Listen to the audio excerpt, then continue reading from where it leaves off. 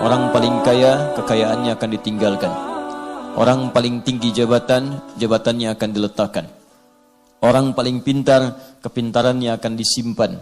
Semua masuk ke alam kubur hanya membawa satu saja hubungannya dengan Allah, yaitu amal saleh. Lahir tak bawa apapun, maka wafat pun demikian kembali kepada Allah, tidak membawa sesuatu. Hanya perbedaan lahir dengan wafat, bedanya dua. Ya, yang pertama, datang saat lahir tak membawa apapun, pulang kita membawa amal saleh. Pilihan dua, amal salah atau saleh, itu saja. Jadi kalau kita bisa berbuat untuk mengejar yang saleh, kenapa harus memilih yang salah? Itu poinnya.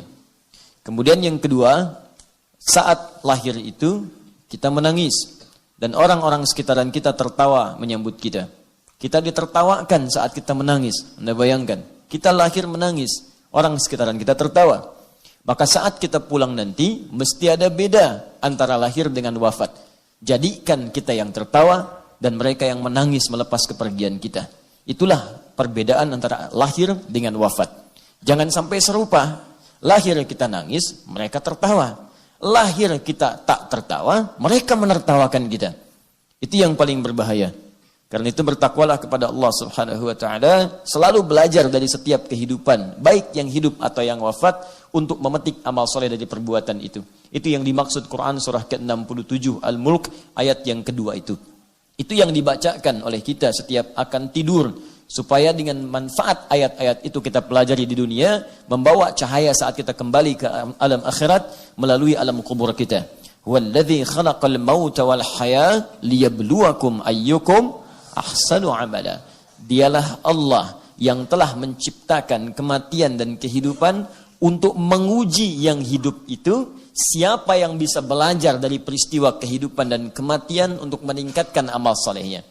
Jadi kalau ada orang hidup, lahir, dan orang wafat, kata Allah, tujuan diperlihatkan hidup dan wafat itu untuk memberikan kepada kita isyarat untuk memperbanyak amal soleh sepanjang usia kita hidup.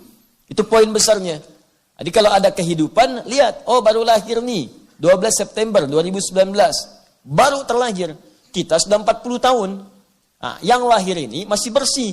Kita 40 tahun, berapa kesalahan yang sudah diperbuat selama hidup 40 tahun ini? Ya, berapa maksiat di mata, maksiat di telinga, maksiat di lisan, sampai ke ujung kaki. Sudah tobat belum? Ya, masa lahirnya bersih, pulangnya kotor? Maka setiap kali ada yang melihat lahiran, mendengar lahiran, terbayang oleh kita hadis Nabi, kullu mauludin yuladu 'alal fitrah. Hei, kamu itu lahir fitrah, seperti bayi ini lahir. Kamu pun yang telah 40 tahun, dulu kamu suci.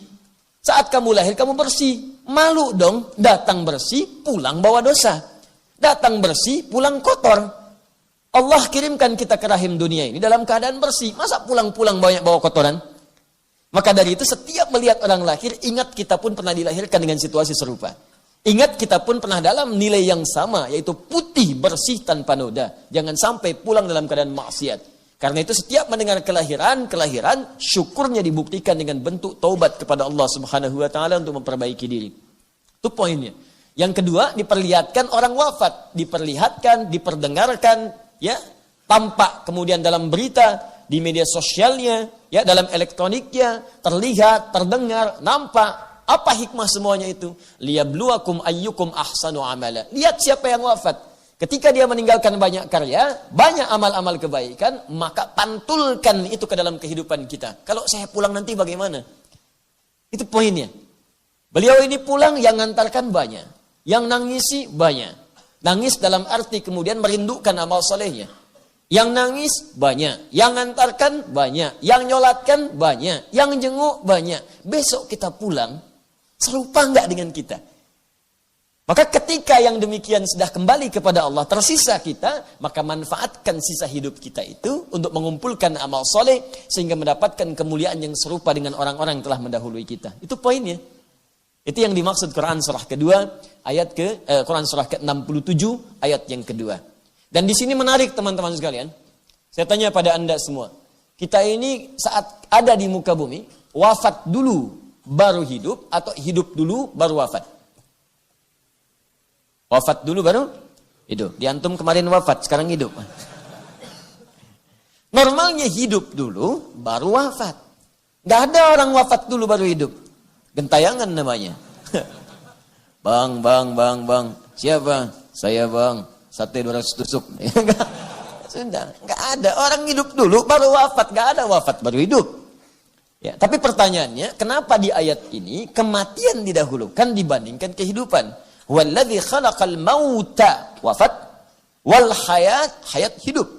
Di maut didahulukan, hayat diakhirkan. Nah, ini cara menafsirkannya pakai ilmu balaghah. Ya, rumusnya at-taqdim wa ta'khir. Ya, kalau ilmu nahwu nggak nyampe di sini. Ilmu saraf nggak bisa dipraktekkan, paling di tasrifnya. Tapi kalau ingin lihat maknanya, praktekkan balaghah. At-taqdim wa ta'khir. Ada yang didahulukan, ada yang diakhirkan. Ada rumusnya. Kenapa kehidupan diakhirkan dan harakatnya fathah? Menunjuk pada sesuatu yang panjang. Ingin menunjukkan sifat rasa psikologis manusia yang umumnya ingin cenderung hidup lebih lama dan panjang. Hampir jarang ditemukan ada manusia ingin meninggal cepat-cepat. Mau meninggal besok? Tuh. Belum tentu. Ada yang saya tanya dulu pernah, mau meninggal besok? Siap Ustaz, asal masuk surga. Tapi nggak ada jaminan.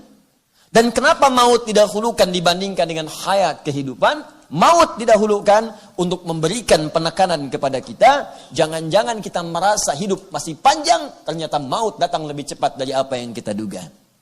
Makanya selalu berpikir, kalau Anda terpikir berbuat maksiat, bayangkan wafat seketika. Dan jangan pernah mengukur orang. Kematian itu nggak bisa diukur. Beda ukurannya. Ukurannya ketetapan Allah Subhanahu wa Ta'ala, bukan kehendak kita.